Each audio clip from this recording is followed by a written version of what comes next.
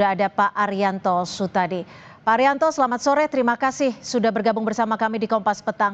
Terkait dengan pemeriksaan Bang Abraham Samad kemarin, karena konten podcastnya yang membahas ijazah Jokowi ini cukup kuat menjadikan Samad sebagai saksi terlapor. Dan juga ada keberatan dari Bang Abraham Samad. Bagaimana Anda melihat kasus ini? Ya, jadi begini ya, saya tidak ikut melihat meriksanya ya, tapi saya ngecek hanya kepada keamanan negara yang meriksa itu. Jadi ini kemarin diperiksa itu kan dalam rangka sebagai panggilan di dalam taraf penyidikan ya. Kemudian tapi masih sebagai terlapor, belum sampai pada hanya saksi ya, belum sampai pada tersangka atau apa dan sebagainya.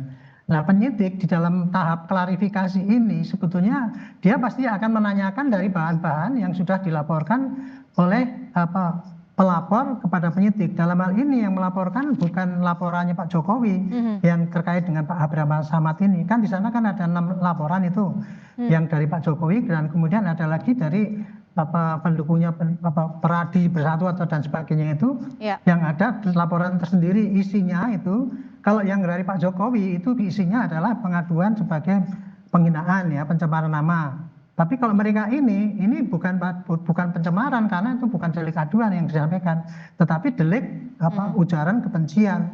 Mereka sebagai pendukungnya Pak Jokowi merasa keberatan karena diprovokasi Pak Jokowi itu diprovokasi rakyat supaya membenci pada dia, sehingga terjadi pembelahan antara yang mendukung dan yang menohok itu kan gitu. Itulah makanya mereka melaporkan bukan sebagai pengadu tapi sebagai pelapor biasa. Makanya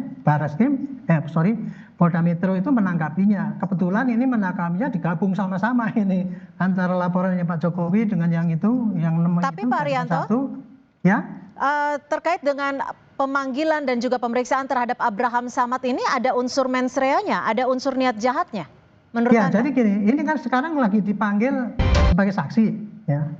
Ya dipanggil sebagai saksi itu, tapi di sana pasti penyidik sekarang sudah mengantongi keterangan-keterangan dari yang melapor.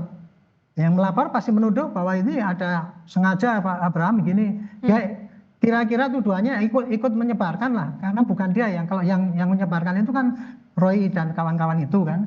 Tapi Pak Abraham Samad ini memfasilitasi dengan podcastnya itu sehingga ikut menyebarkan. Kira-kira itu deliknya yang dikenakan. Tapi kalau kita bicara, ya silakan.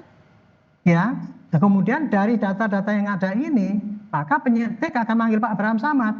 Apa benar ini podcast ini milik Anda? Makanya tadi kan ditanya podcast itu apa, lama dan sebagainya. Penyidik itu memang kayak gitu caranya. Dia akan menggali selengkap-lengkapnya itu, Bu. Gitu.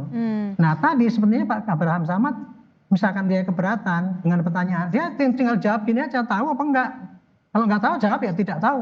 Itu mestinya. Gitu.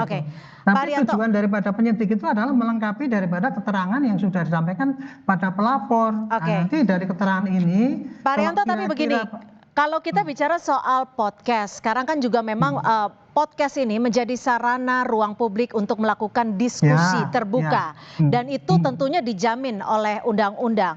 Apakah ada batas, ada parameter atau guidelines mana yang diskusi, mana pula yang pencemaran nama baik? Di dalam KUHP Bu yang dijadikan dasar oleh penyidik untuk mencari apakah ini unsur pidana apa tidak, dia hanya mengacu pada bunyinya undang-undang Bu. Bunyinya undang-undang itu apabila seseorang menebarkan kebencian pakai IT dan sebagainya itu nggak peduli itu di podcast atau itu di mana di televisi atau apalagi lah mekanisme yang pakai digital itu hanya yang dilihat hanya tindak pidananya, itu tidak terlihat pada apakah ini podcast atau bukan, sehingga ini ranah pidana atau boleh apa tidak itu. Nah itu untuk menentukan itu kan sekarang masih debatable itu. Oleh karena itu penyidik pasti akan tanya saksi ahli yang di bidang IT, apakah kalau Pak Abraham Samad itu ngomong di situ di dalam podcast itu, kemudian ini apakah ini termasuk di dalam undang-undang yang didalilkan di dalam undang-undang ITE tentang ujaran kebencian itu apa tidak. Termasuk juga menimbulkan perpecahan, itu nanti pasti ditanyakan pada saksi ahli dengan data-data yang ada dari rekaman jejak digital. Itu. Jadi apa yang direkam oleh Pak Abraham Samad itu pasti akan ditayangkan saksi ahli yang akan menilai ini masuk unsur pidana apa tidak gitu. Ya, nanti kalau saksi ahli mengatakan masuk, ya pasti dia akan dilanjutkan dengan menjadi penetapan tersangka atau apa. Tapi kalau tidak, pasti ya dia akan digugurkan hanya sebagai saksi. Kira-kira gitu alur daripada penyidikan itu. Baik, terima kasih Pak Arianto Sutadi, penasehat ahli Kapolri sudah berbagi perspektif di Kompas Petang. Selamat sore.